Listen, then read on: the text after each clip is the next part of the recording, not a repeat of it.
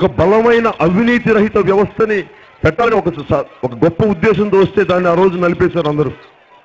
ఈ రోజున పసిపెట్టినప్పుడు నలిపారు. దెబ్బలు తిని వచ్చిన వాళ్ళం తాడి చెట్టు లోతుల్లోకి వెళ్ళిన తర్వాత ఈ రోజున బయటకు వచ్చి నుంచొని మాట్లాడుతున్నాం మీ ముందు. ఈ రోజున ఇది నిన్న అడుగుతా ఉన్నారు, జనసేన పార్టీని ఎంతకాలం మోయగలవని. నాకు జగన్మోహన్ రెడ్డి గారు నా మీద కేసులు లేవమ్మా, వెళ్ళి జైల్లో కూర్చోడానికి ఎలక్షన్లు అయిపోయిన తర్వాత.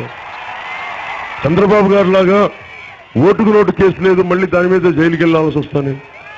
హైదరాబాద్కి వెళ్తే కేసీఆర్ గారు అరెస్ట్ చేస్తారని భయాలు లేవు నాకు. ఎప్పుడు దాకా మోయగలను జనసేన అంటే?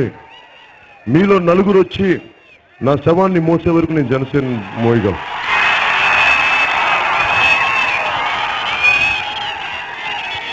అలాగే ఇప్పుడు ప్రభుత్వ ఉద్యోగులకి సంబంధించి మన అత్తిలిలో కానీ తణుకులో కానీ పోరాట యాత్ర చేస్తున్నప్పుడు అమ్మ ముందు మీ గురించి చెప్పనా, ప్రభుత్వ ఉద్యోగుల గురించి చెప్పనా?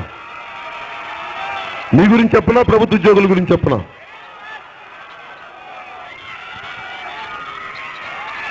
ఓకే.